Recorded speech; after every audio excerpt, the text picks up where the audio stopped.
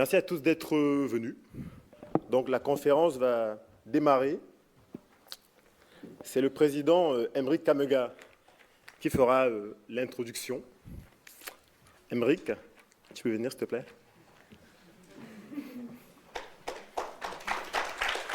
Bonsoir à toutes, bonsoir à tous. Donc déjà merci à tous pour votre présence. Donc je vais effectivement essayer de faire un petit discours, mais qui sera, je l'espère, rapide, pour introduire un peu la conférence. Et donc pour faire court, en tout cas aussi court que possible, je vais essayer de me limiter qu'à certains points. Et en l'occurrence, je vais essayer de me limiter uniquement en fait sur 3 questions. Première question, pourquoi l'AAA ? AAA, en fait, en pratique, signifie Association des actuaires africains. Pour autant, il s'avère que l'association n'est ni réservée aux actuaires, ni réservée aux Africains. Et pour cause, l'association n'a pas pour objectif de promouvoir les Africains, et elle n'a pas non plus pour objectif de promouvoir les actuaires. Dans les faits, en fait, l'association a plutôt pour objectif de promouvoir l'actuariat, son rôle pour l'assurance, et ses bienfaits pour le développement socio-économique de l'Afrique. En fait, l'idée, c'est que l'association n'a pas vocation à mettre en avant des personnes, promouvoir des personnes, mais plutôt promouvoir des talents, des compétences, en l'occurrence actuarielles, qui seront au service d'une cause, en l'occurrence le développement de l'Afrique. Voilà pour ce qui est de l'AAA. Deuxième question, pourquoi une conférence annuelle ? L'idée, c'est que par rapport en fait, à la mission et l'objectif de l'association, on a vocation à fédérer les compétences actuarielles sensibles au développement de l'Afrique. Et par rapport en fait, à cette démarche, on a en fait, depuis la création de l'association en 2014, mis en place différentes manifestations, notamment des dîners et des ateliers techniques. C'est dans ce contexte également de chercher à fédérer que cette grande conférence a lieu. Sachant qu'il y a un point quand même de différence par rapport aux manifestations précédentes, c'est que pour cette grande conférence, l'idée n'était de ne pas se limiter à des compétences actuarielles, mais de plutôt viser un périmètre un peu plus large, voire très large, pour pouvoir bénéficier en fait d'autres profils, d'autres connaissances, d'autres compétences. L'idée, en fait, par rapport à la conférence, c'était de réunir toute personne qui s'intéresse certes à l'actuariat, mais aussi à l'assurance et ou à l'Afrique, pour avoir vraiment une démarche où, ensemble, on peut en fait se mettre en ordre de marche pour réfléchir à ce qu'il y a lieu de faire et mettre en place différentes actions. Voilà un peu donc pour les raisons qui ont motivé en fait à en fait organiser cette conférence. Troisième point, c'est comment sera organisée la conférence. L'idée, c'est qu'il y aura en fait 2 parties, une partie propre à des interventions et une autre propre à des tables rondes. Alors pour les interventions, en fait, on a la chance et l'honneur en fait d'avoir 2 personnes qui sont parmi les plus grands connaisseurs de l'assurance en Afrique subsaharienne francophone, et que sont Martin Ziguélé et M. Koné. M. Ziguélé, donc Monsieur le Premier ministre Martin Ziguélé, aujourd'hui en fait est associé au sein du cabinet Exact Conseil et a plus de 30 ans d'expérience dans l'assurance vie en Afrique subsaharienne francophone.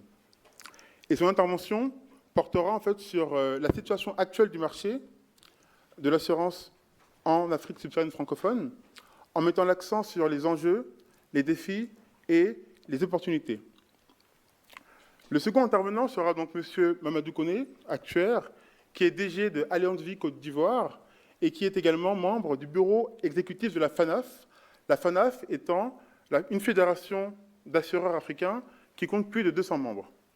Et M. Koné interviendra sur la situation des assureurs et les défis des actuaires dans le cadre d'un marché de l'assurance dans la région en pleine mutation.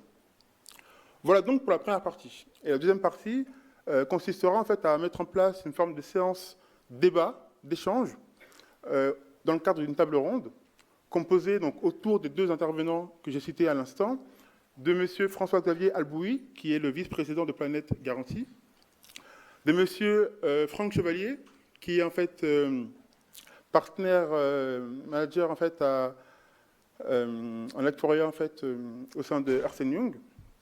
On aura également en fait M. Hervé Odjo, qui est en fait actuaire et associé en fait au sein du cabinet Audio Actuaire Conseil.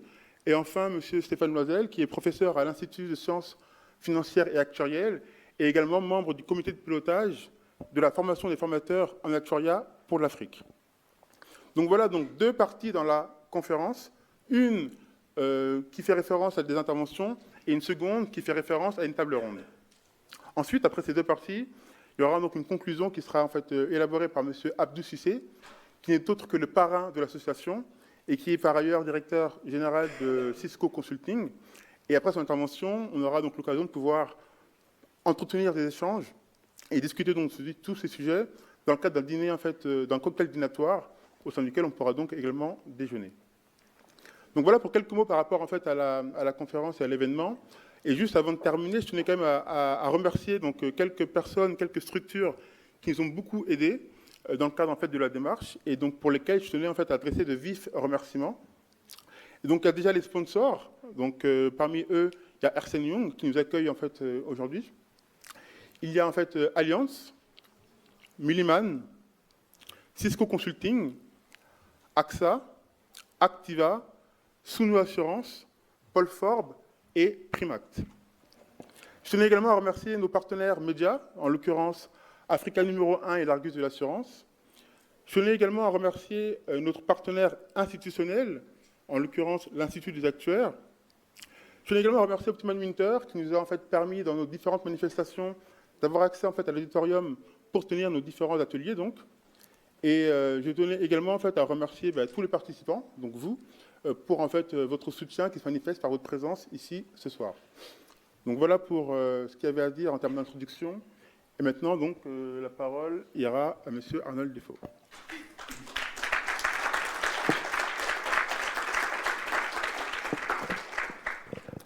Merci Aymeric pour cette intervention de bonne qualité.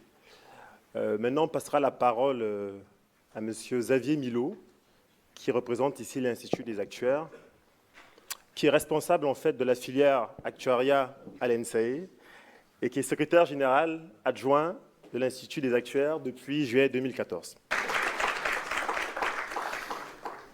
Tout d'abord, bonjour à tous. Merci pour l'introduction. En premier lieu, j'aimerais féliciter donc Aymeric et ses équipes pour la mise en place de cette association. On sait que ça représente pas mal de travail, donc félicitations pour avoir monté cette association. Je voulais aussi remercier justement Aymeric et ses équipes également pour l'invitation et nous inviter à dire quelques mots à cette occasion. Globalement, on a 2 messages du côté de l'Institut des actuaires. Le premier, c'est qu'on est ravis que cette association se soit montée. Et le deuxième, c'est qu'on espère la soutenir au maximum dans l'avenir. Donc par rapport au premier point, on se réjouit donc de la création de cette association, essentiellement, et comme Aymeric l'a rappelé, pour une raison principale, qui est que l'actuariat, on sait tous que c'est un métier qui est très complet et qui demande un certain nombre de connaissances assez diverses. L'actuaire va à la fois faire du marketing, de la modélisation, du risk management, de la réassurance. Donc ça fait appel à beaucoup de compétences, de connaissances et de notions différentes. Et donc le fait de créer cette association qui permet de réunir en Afrique l'ensemble des acteurs avec divers profils et divers intérêts au sein d'une même structure est vraiment un plus de notre point de vue pour le développement de l'actuariat en Afrique et devrait permettre justement d'améliorer les interactions entre les différents acteurs.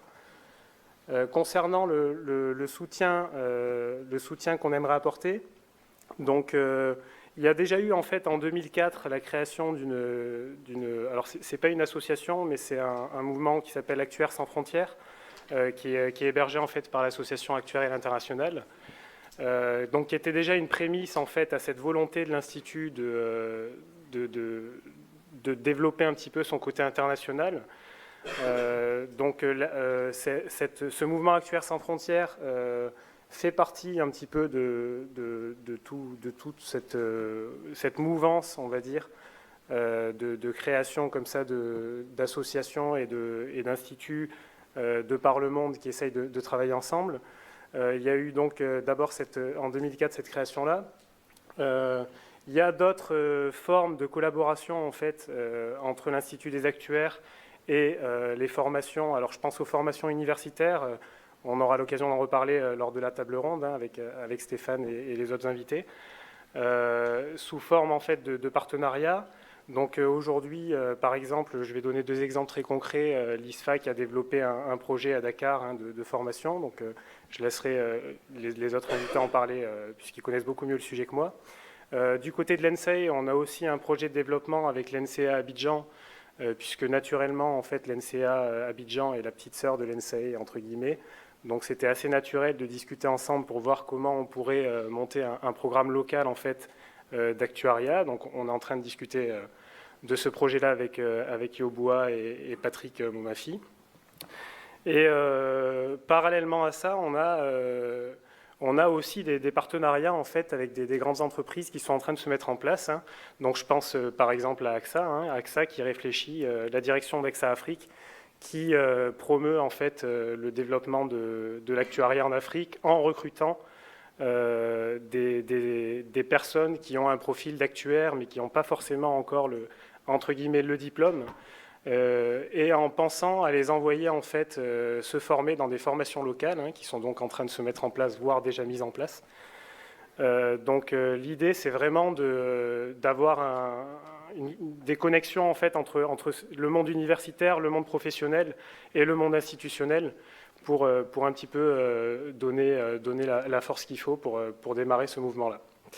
Voilà, du côté de l'Institut des actuaires, on a une volonté particulière qui serait de mettre un peu en relief la première remise des diplômes qui aura lieu à Dakar, donc fin juillet, pour la première promotion en fait, d'actuaires qui sort de cette formation-là. Donc on aura l'occasion d'en rediscuter, mais il y a cette volonté-là. Et puis, je vais sortir un petit peu du cadre de l'Institut des actuaires. En fait, personnellement, j'ai vécu les 15 premières années de ma vie en Afrique et en zone CIMA. Donc, je suis particulièrement sensible au sujet de cette région-là et à son peuple, ses idées, sa culture, etc. Donc, moi, je suis d'abord très content de tout ce qui est en train de se passer. Et puis, je suivrai avec attention tout ce qui va se développer et je serai très content d'y participer. Voilà, je vous remercie.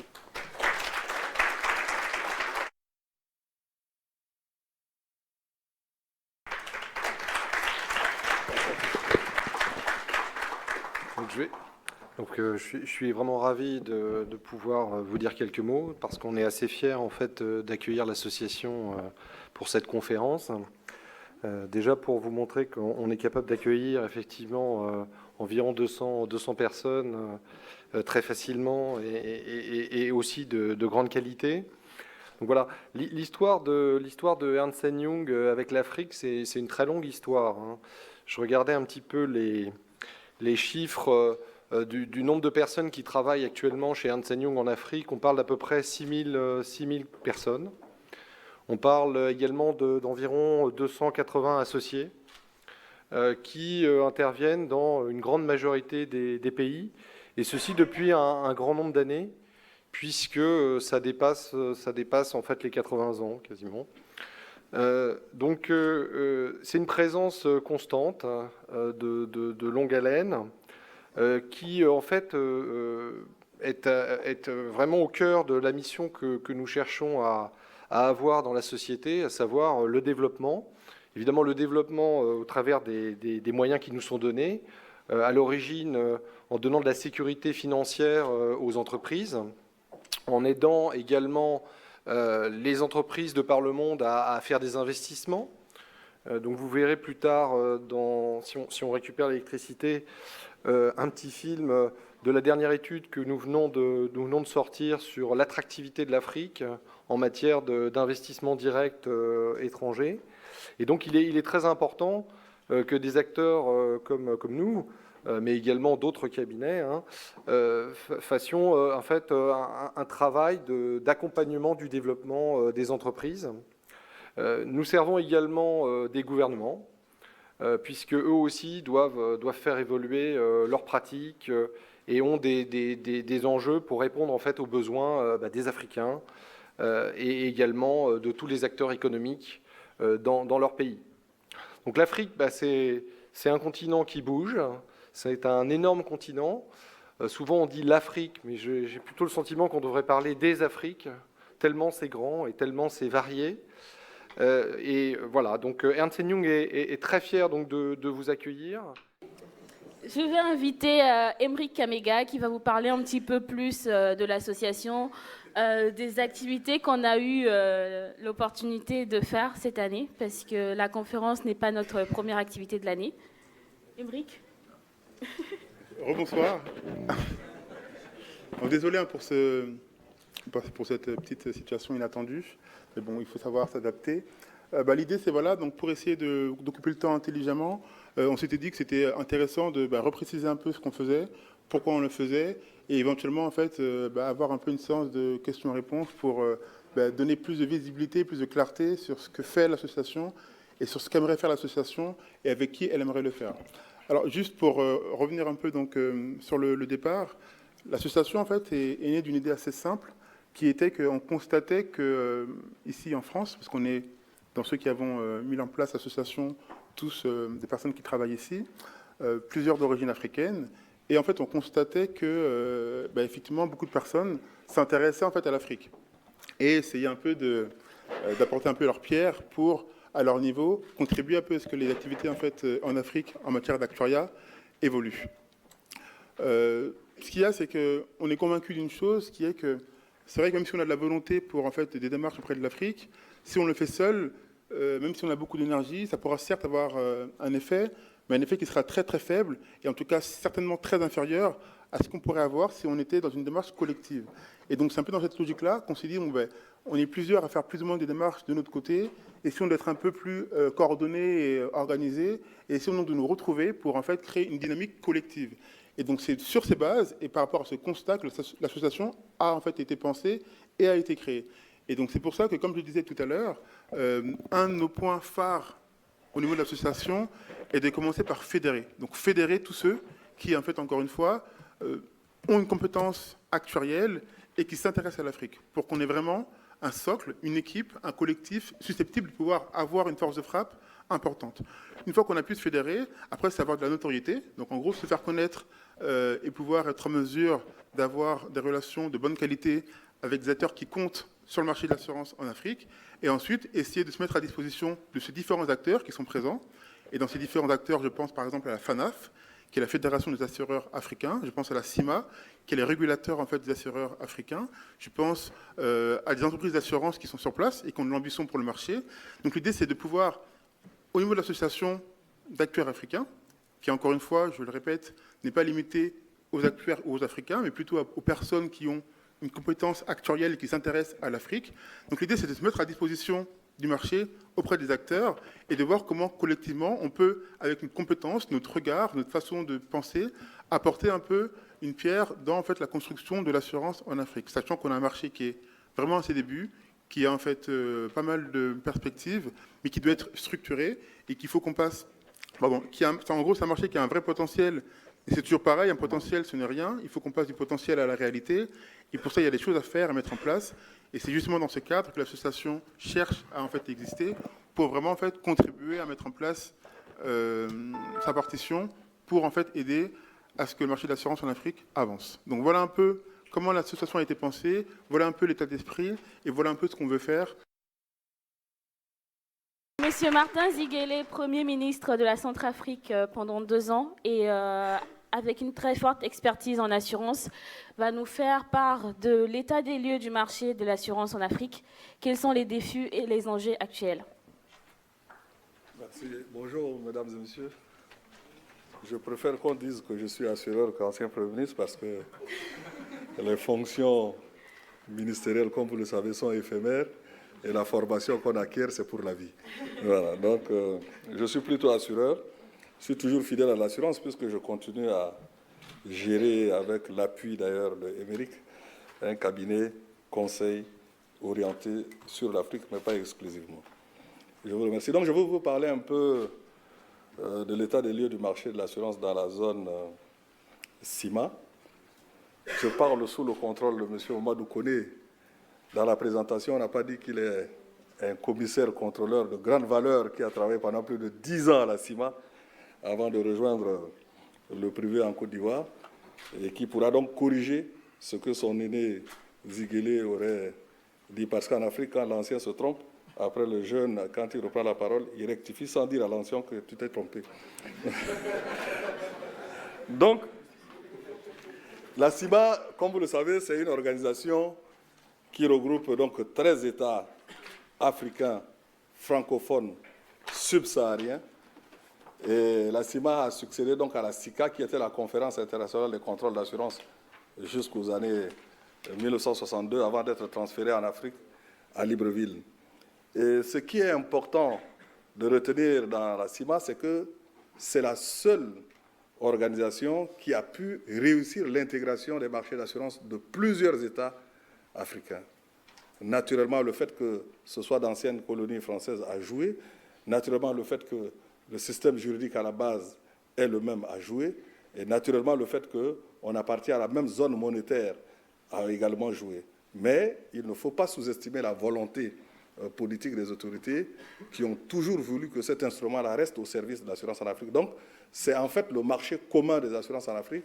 Et à part le secteur de la banque centrale, et de la banque, bien sûr, avec la commission bancaire en Afrique centrale ou en Afrique de l'Ouest, il n'y a pas d'exemple aujourd'hui en Afrique d'une organisation aussi intégrée, parce que, comme vous le savez, la CIMA est dotée d'outils de travail de terrain. D'abord son secrétariat général qui est basé à Libreville, et puis surtout la commission régionale de contrôle des assurances, qui, de l'aveu de tous, regroupe depuis plusieurs années aujourd'hui des cadres de très grande valeur qui ont réussi la prouesse en moins de 20 ans de faire en sorte que ce marché-là marche plutôt mieux que lorsque moi, par exemple, j'ai commencé à travailler dans le secteur.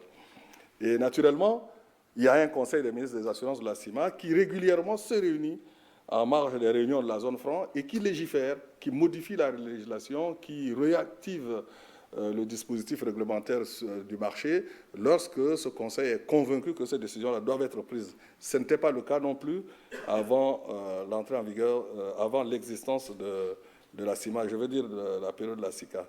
Je dois aussi, pour l'histoire, dire que l'évolution qu'il y a eu de la SICA à la CIMA, on la doit beaucoup à quelqu'un qui est un actuaire et qui a étudié à Lyon. Je veux parler d'Amadou Kourouma, que j'ai eu l'honneur d'avoir à 2 reprises comme patron. Pour la première fois comme son élève à l'Institut international des assurances de Yaoundé. Je faisais partie de la 3e promotion avec des anciens comme Keïta Ibrahim en Côte d'Ivoire, comme Talata au Niger, comme d'autres encore, Alioune Ndour Diouf au Sénégal, etc., etc.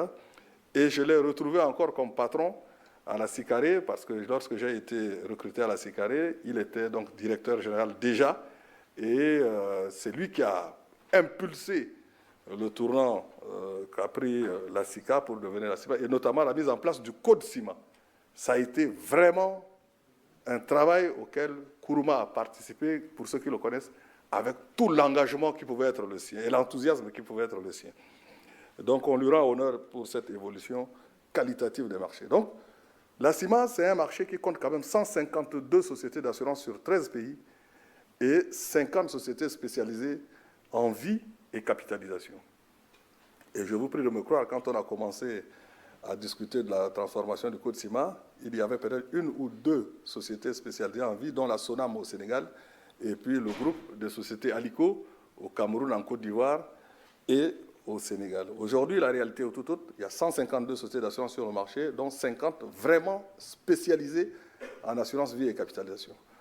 Et l'activité est plutôt dynamique dans la zone CIMA, puisque ce marché-là est passé de 889, est arrivé à 889 milliards de francs CFA. Il faut diviser par 6,5 pour trouver l'équivalent en euros, n'est-ce pas? En 2013, à 810 milliards, de 810 milliards en 2012, nous sommes arrivés à 889 milliards en 2013, dernière statistique disponible. Et je crois qu'aujourd'hui, 2014-2015, le marché risque de dépasser quand même 1000 milliards parce que le taux de croissance économique dans la zone est d'à peu près 4,5, sauf certains pays qui ont des problèmes particuliers, dont la RCA, mais qui sort aussi la tête de l'eau, heureusement. Donc la charge des sinistres est estimée à 263 milliards de francs CFA en 2013 toujours, contre 224 milliards en 2012, soit une augmentation de 5,1%. Et dans la branche vie et capitalisation, les prestations échues ont atteint 192 milliards de francs CFA en 2013 contre 165 en 2012, soit une progression d'à peu près 17%. Et la masse des provisions techniques s'élève pour l'ensemble des marchés à 1 324 milliards de francs CFA contre 1 229 milliards en 2012. Donc, dans l'ensemble, l'industrie de l'assurance dans la zone CIMA a consolidé sa situation financière avec des excédents de couverture de marge de solvabilité et d'engagement réglementé. En 92, 13, 88, 89, 90, quand se négociait le tournant de la SICA à la CIMA avec la mise en place du code, c'était exactement la situation inverse. La quasi-totalité des sociétés étaient en situation de sous-couverture et en situation financière précaire. Et aujourd'hui, c'est l'inverse que nous constatons. Donc, quels sont les progrès qui ont été réalisés? L'espace CEMA, bien sûr, a une réglementation unique, seule autorité de régulation, et un modèle de coopération également, parce qu'il y a beaucoup d'institutions qui sont nées dans cet espace-là et qui permettent aux professionnels de se connaître, d'échanger d'expériences, d'échanger de bonnes pratiques, etc. Et je dois vous dire également, je ne sais pas si parmi vous il y a des ressortissants de la RD Congo, il y a juste 2 mois, la RD Congo a adopté la loi portant le nouveau code des assurances, auquel j'ai eu l'honneur, de rédiger avec M. Joël Yetman, qui était dans le groupe Athéna, qui est devenu Alliance par la suite. Donc, ils ont un nouveau code des assurances, mais ce code des assurances-là est un frère jumeau du code CIMA. Et je crois que dans l'évolution, puisque le RD Congo, je parle de la RD Congo parce que la RD Congo fait 66 millions d'habitants, c'est-à-dire autant d'habitants que l'ensemble des États membres de la CIMA. Mais avec un marché qui est inférieur même à celui du Tchad, en volume. Donc, ça veut dire qu'il y a une marge de croissance, et si ce pays s'arrime à la CIMA, ça fera vraiment un doublement, au moins, de la population, et puis donc du potentiel du marché, quand on sait que ce pays-là a un potentiel économique très fort. C'est pour ça que j'évoque ce sujet. Donc, progrès réalisé par la CIMA, une surveillance accrue des sociétés, avec 34 sociétés d'assurance contrôlées dans la seule année 2013 dans 11 des États membres. Et donc, le Conseil des ministres de la CIMA a assigné à la Commission régionale de contrôle des assurances de contrôler au moins chaque société du marché de la CIMA, au moins tous les 2 ans. Donc, sur les 150 ou 152 sociétés, il faudrait qu'au moins tous les 2 ans, donc à un rythme de 75 sociétés par an, il faut que le contrôle se passe. Et il y a eu également un progrès très important qui a été fait suite au contrôle, parce que le marché a été assaini, beaucoup de sociétés ont été liquidées dans tous les pays membres de la CIMA sans distinction. Et la CIMA continue également à faire un travail de qualité en étendant aujourd'hui son contrôle sur les conditions d'existence des sociétés de réassurance, ce qui n'était pas le cas il y a très peu de temps.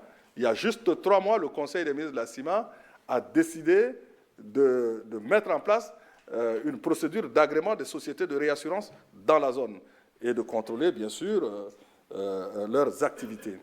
Et puis, la CIMA a également beaucoup travaillé pour mettre en place des états statistiques et comptables des intermédiaires des sociétés d'assurance, parce que là également, c'était vraiment une jungle.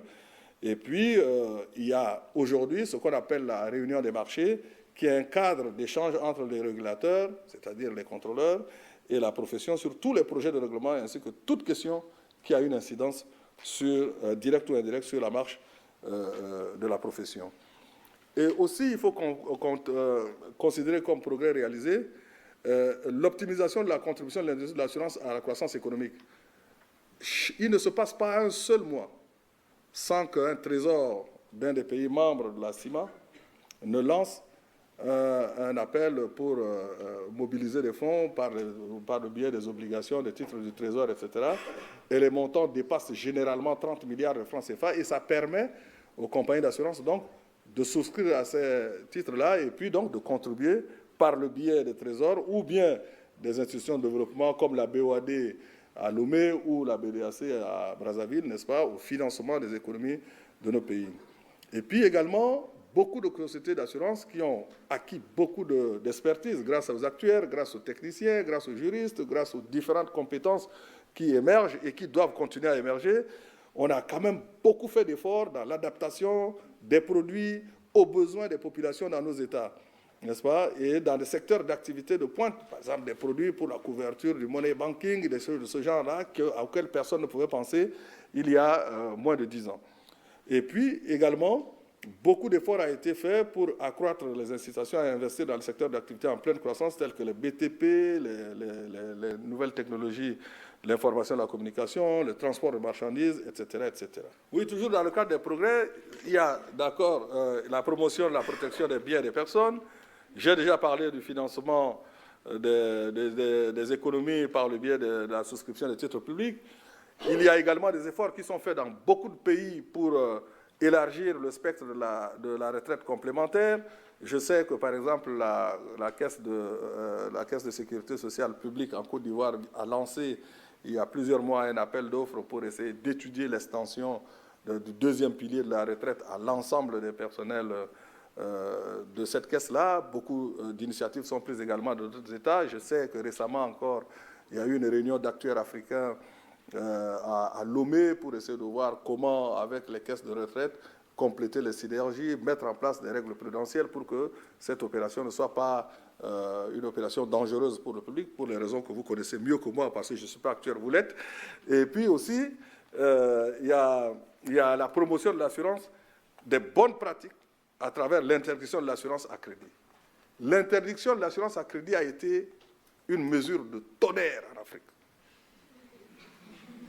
Je le dis en connaissance de cause parce que quand j'étais modeste souscripteur en réassurance vie à la Sicaré, en fait, j'avais constaté que les compagnies d'assurance mobilisaient en cash peut-être 25 à 30% des émissions théoriques qu'on retrouvait dans leurs comptes. Elles traînaient d'année en année de montants importants d'arriérés, parce qu'en Afrique, on s'arrange sur tout, y compris sur le paiement des primes. Donc, si vous ne pouvez pas payer aujourd'hui, vous payerez demain. Si demain, vous ne pouvez pas, c'est après-demain ou le mois prochain. Et donc, d'année en année, n'est-ce pas, des montants importants d'arriérés de primes s'accumulaient et mettaient en jeu et mettaient en cause donc, le fonctionnement des compagnies d'assurance, parce que les compagnies d'assurance ne pouvaient pas payer à temps les sinistres. Et donc, quand la CIMA a décidé de rendre obligatoire l'application de l'article 13 du Code CIMA, qui dit, en résumé, pas de prime, pas d'assurance, ça a été une véritable révolution. Mais je dois saluer l'action de la CIMA parce que la détermination avec laquelle elle a imposé le respect de l'article 13 de la CIMA a fait qu'aujourd'hui, la plupart des compagnies d'assurance sur tous les marchés sont redevenues solvables. Les exceptions, c'est uniquement pour des sociétés régulièrement constituées qui, dans leur fonctionnement, sont obligées d'avoir une facturation avant d'effectuer les dépenses, donc les sociétés du secteur formel qui, de toute façon, même avant la réforme, payaient déjà leurs primes. Et je pense que ça a été quand même quelque chose de très courageux. Et ça semble surprenant, enfin ça semblerait surprenant à quelqu'un qui est sur un marché d'assurance de l'hémisphère nord qu'un assuré paye ses primes. Mais en Afrique, c'est quand même surprenant qu'on paye ses primes régulièrement. Et c'est une bonne chose.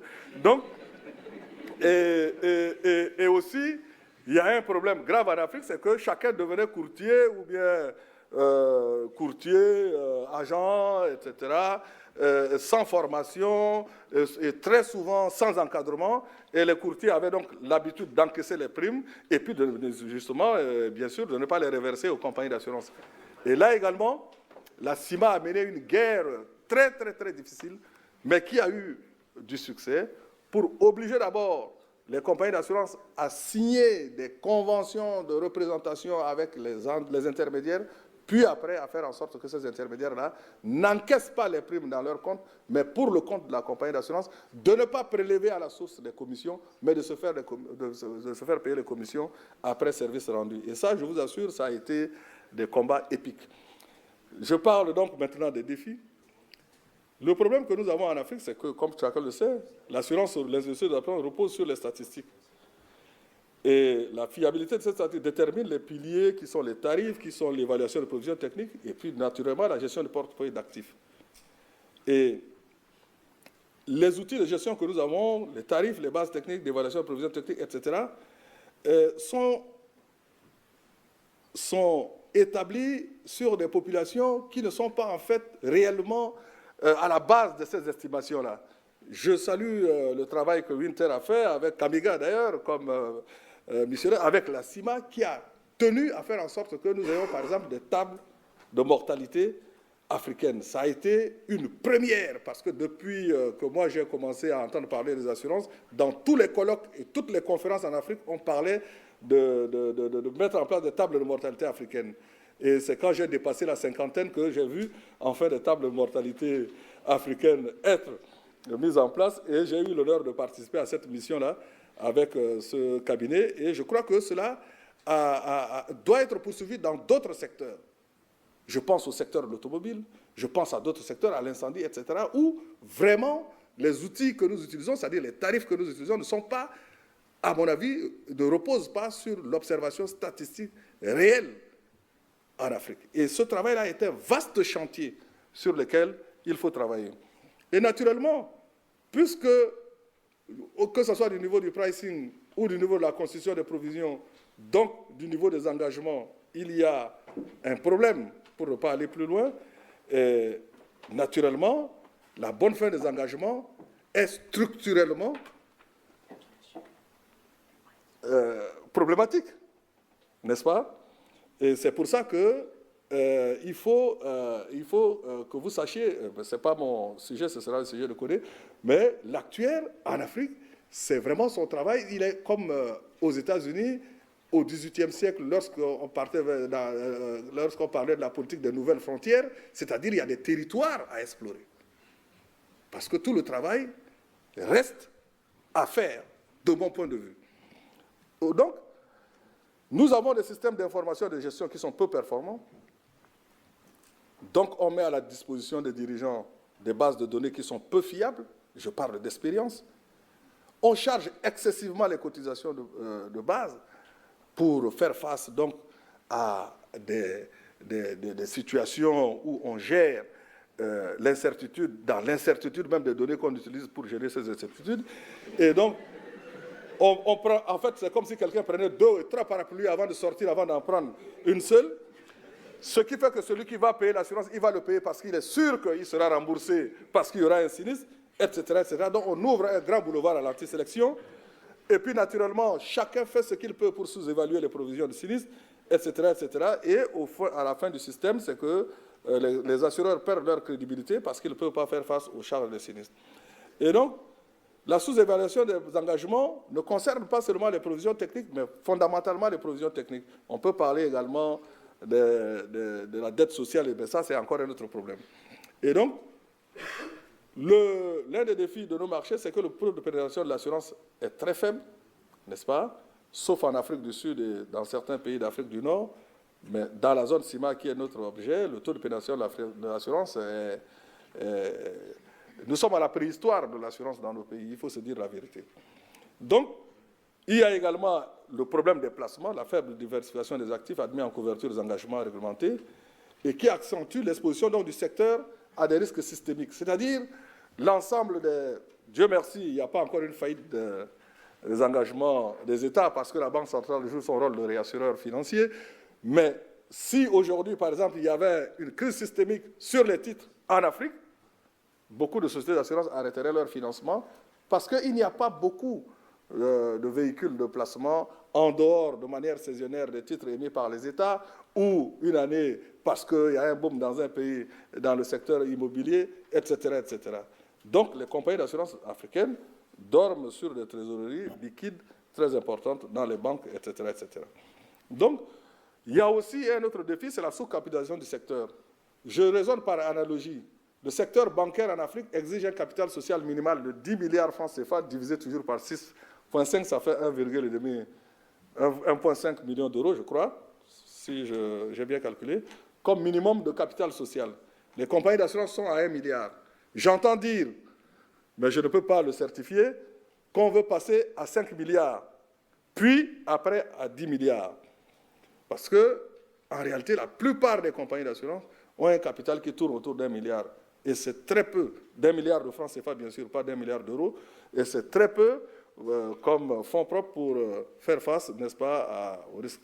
Résultat des courses, la délocalisation des risques par le biais du fronting est la règle pour tous les risques industriels, pour tous les risques importants, donc pour tous les risques qui génèrent en réalité beaucoup de primes et dont les primes peuvent être facilement payées puisqu'il s'agit de multinationales, de grandes sociétés dans le pétrole, dans les mines, dans le transport aérien, dans le commerce international, etc. etc.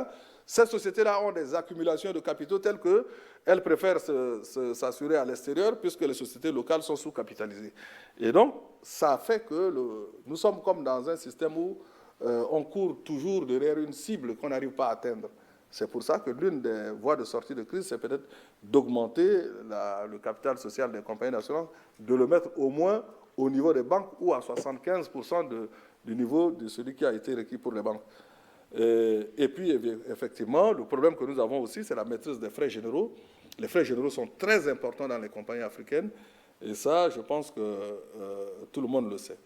Alors, quelles sont les opportunités? Parce qu'il y a quand même des compagnies d'assurance en Afrique et leur nombre s'accroît. Donc, il y a des opportunités. Et le premier point, c'est qu'il y a beaucoup de niches. Il y a beaucoup de niches. Il y a beaucoup de marge de progression, pour simplifier. Parce que nous avons une population de plus en plus éduquée, la croissance économique est toujours positive, en tout cas supérieure à la croissance démographique, depuis près de 10 ans, sauf dans certains pays. Donc, il y a une classe moyenne qui se construit. Donc, il y a un besoin de couverture qui s'accroît. Et donc, il y a des choses à faire pour développer l'assurance. Et notamment, je l'ai dit en deuxième point, par la banque assurance. La banque assurance est sous-exploitée en Afrique. Je sais que beaucoup de tentatives ont été faites, mais si vous regardez les choses de manière un peu précise, un peu rapprochée, vous allez voir que, en fait, la banque assurance se fait beaucoup plus entre des grands groupes internationaux français installés en Afrique, avec des filiales de banques françaises également implantées en Afrique, mais les sociétés, j'allais dire, les groupes qui ne sont pas affiliés ou qui ne sont pas apparentés à ces banques-là ont beaucoup de difficultés ou, je ne sais pas si c'est des questions d'expertise, qui n'arrivent pas à vendre vraiment de manière massive des produits d'assurance par le biais des banques, comme cela se fait au Kenya, comme cela se fait en Afrique du Sud, comme cela se fait au Zimbabwe, etc. Où la majorité des produits, j'allais dire, de grande consommation en assurance sont vendus par l'intermédiaire des banques et des malls, comme on dit, c'est-à-dire les grands centres commerciaux. Opportunité également. Aujourd'hui, les hommes et les marchandises circulent plus facilement en Afrique qu'hier. Ça également, c'est une opportunité pour développer l'assurance sur le commerce intra-africain, développer l'assurance également sur la circulation des personnes à l'intérieur de l'Afrique.